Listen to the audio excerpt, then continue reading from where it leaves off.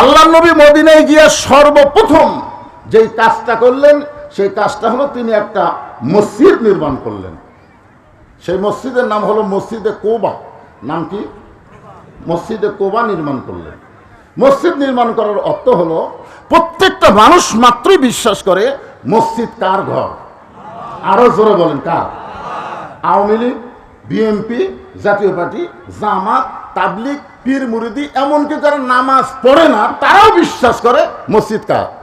হ্যাঁ, আমার এলাকার দুই বেয়ানামাজি গন্ডগোল লাগে বলতেছে বিশ্বাস যদি না করিস মসজিদ ছে কোনো সব। আমি বললাম কেরা তোরা নামাজ পড়িস? নামাজ না পড়লে কি হবে হুজুর, মসজিদ আল্লাহর ঘর, এটা আমরা বিশ্বাস করি।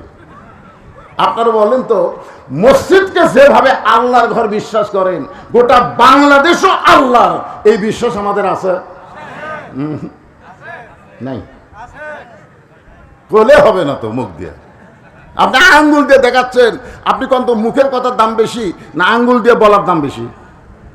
আঙ্গুল দিয়ে বলা মানে কি আশহাদু আল্লা ইলাহা ইল্লাল্লাহ, মানে কি এর সাক্ষী দিচ্ছে। হুজুর দেখতেছেন না ওই পুকুর আমার, ওই পুকুরের পাশে যে বাড়ি ওটাও আমার, ওই পুকুরের সাইডে যে জমি ওটাও আমার, ওই সাইডে যা দেখতেছেন আমার ভাই করে চাচা করে, অত এলাকার পাও দেওয়ার জায়গা কারণে।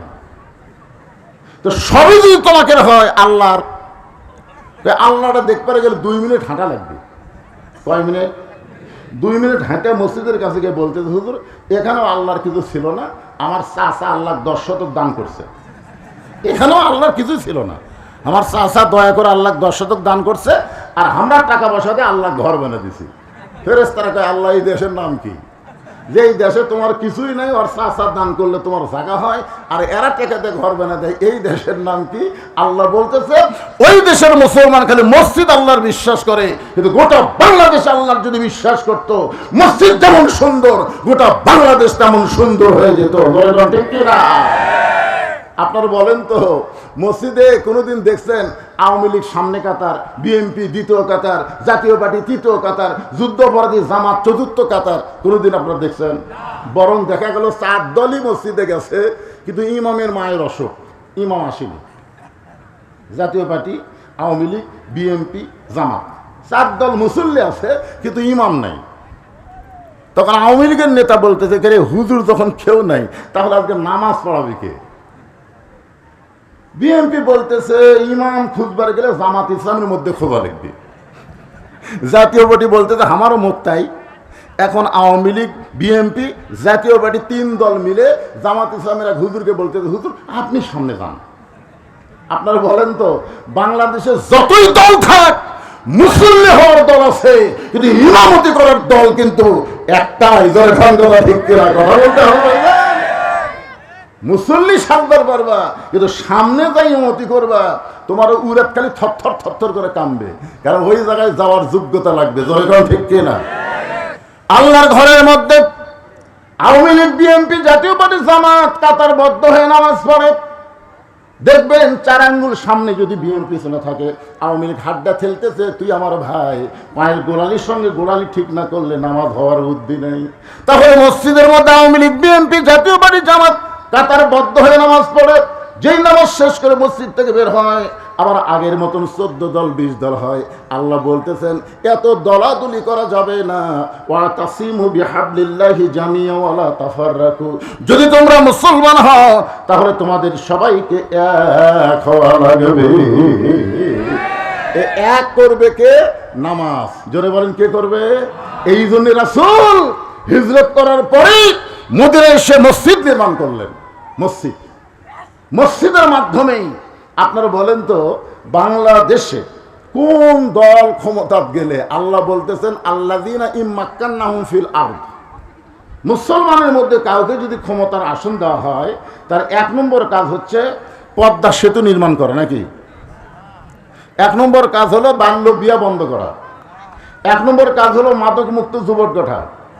1 নম্বর কাজ এগুলো না, কাজ হতে পারে, তবে 1 নম্বর কাজ হচ্ছে আকামুস সালাত, নামাজ কায়েম করা। কি কায়েম করা? নামাজ কায়েম করলে কি হবে? আল্লাহ বলতেছেন ইন্নাস সালাতা তানহা আনিল ফাহশাই ওয়াল মুনকার, একমাত্র নামাজই পারে মানুষকে যাবতীয় অন্যায় অপকর্ম থেকে বাঁচাই দিতে। নবী মসজিদ নির্মাণ করলেন, সেই মসজিদে নামাজ কায়েম করলেন। আমাদের নবী শুধু দায়ী থাকলেন না, ইমাম থাকলেন না, তিনি মদিনার রাষ্ট্রপতি হয়ে গেলেন। ধরে কান সুবহানাল্লাহ। রাসূল যখন দুনিয়া থেকে বিদায় নিল তখন মদিনার খলিফা হলেন হযরত আবু বকর। আবু বকর যখন দুনিয়া থেকে বিদায় নিল তখন মদিনার খলিফা ছিলেন হযরত ওমর। হযরত ওমর যখন মদিনার খেলাফত পাইলেন ওই সময় আল্লাহ তাআলা মুসলমানের প্রতি এত রহম করলেন, বাংলাদেশের মতন ৯৬টা দেশের খলিফা হলেন হযরত ওমর। দরকার সুবহানাল্লাহ।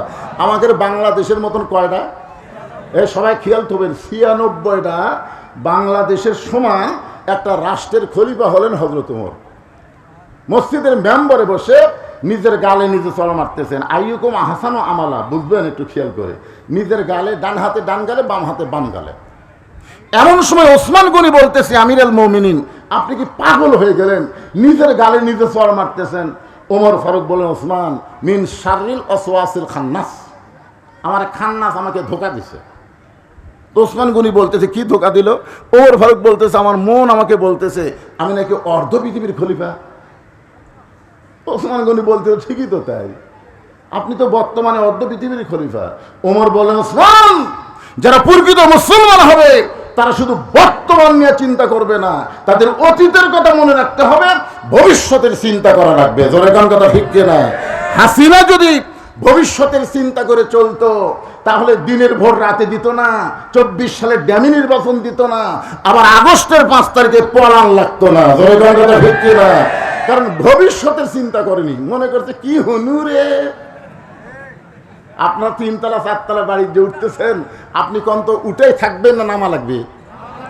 তাহলে কি অতীতে আপনি ১ তলায় ছিলেন, বর্তমানে ৪ তলা করছেন, ভবিষ্যতে আপনাকে মসজিদের খাটনির উপর চড়া লাগবে। জোরে কোন কথা ঠিক কিনা? ওমর ফারুক ওসমান,